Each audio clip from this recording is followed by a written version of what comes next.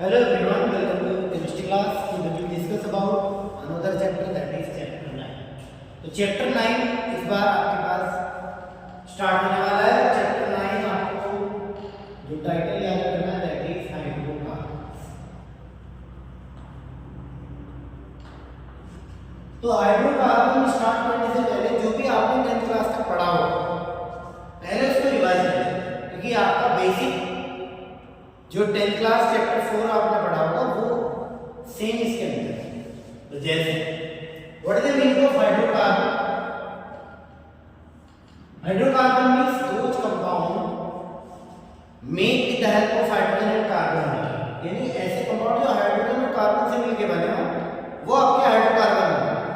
लेकिन हाइड्रोकार्बन में दो टाइप के कंपाउंड आपको पढ़ने हैं। एक आपके पास होता है सैचुरेटेड कंपाउंड या सैचुरेटेड हाइड्रोकार्बन कंपाउंड,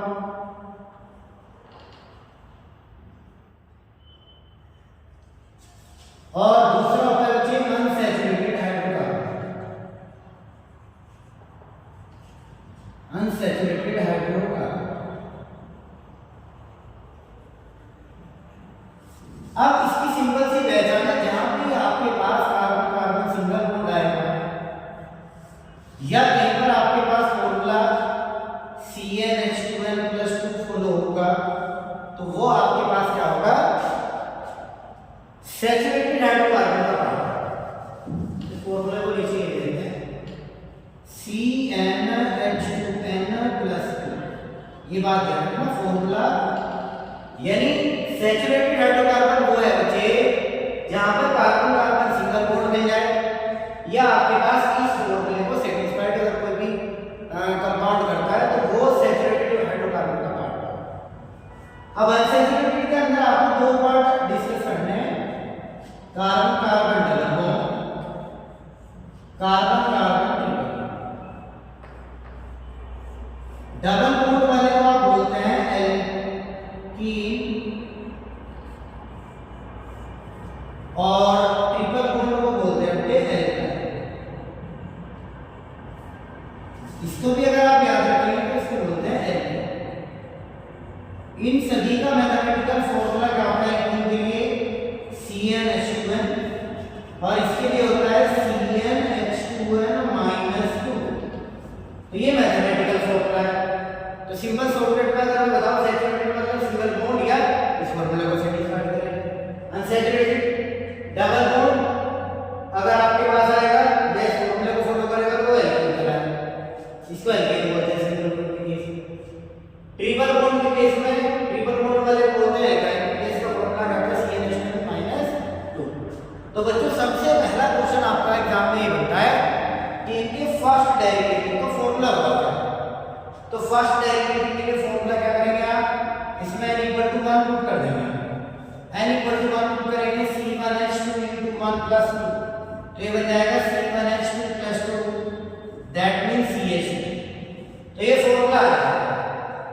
अब इसके अंदर साइड में अगर मैं बताऊं C1 C2 C3 C4 C5 C6 और C7 C8 C9 और C10, यानी अगर कहीं पर भी कार्बन एटम एक आएगा तो उसको बोलते हैं मेट, कार्बन 2 आएगा तो उसको बोलते हैं एट, कार्बन 3 है तो प्रो, 4 है तो प्यूर, 5 है तो मेट, वैसे 6 होगा तो हेक्स, 7 होगा तो हेक्स, और बेटे 8 होगा तो को, और 9 होगा तो नो, और ये होगा 10 के लिए 10। केवल 10 तक फिलहाल आप याद करेंगे, फिर 1 बाय 1 आपके साथ इस पर डिस्कस करेंगे साइंस। जैसे यहाँ पर मुझे इसका नाम फाइंड आउट करना है, तो यहाँ पर अगर आप देख रहे होंगे तो कार्बन आपके पास इस कंपाउंड के अंदर केवल एक ही है, और एक कार्बन एटम के लिए आप यूज करते हैं METH+। बताओ ये इस फॉर्मूले को सेटिस्फाइड कर रहा है, इसका मतलब यहाँ पर आप इसका सरनेम जिसको आप सफिक्स बोलते हैं ऑर्गेनिक केमिस्ट्री लैंग्वेज में, तो आप यहाँ पर यूज करेंगे मीथेन। तो आंसर क्या हो जाएगा बच्चे? पूरा मीथेन कह सकते हैं।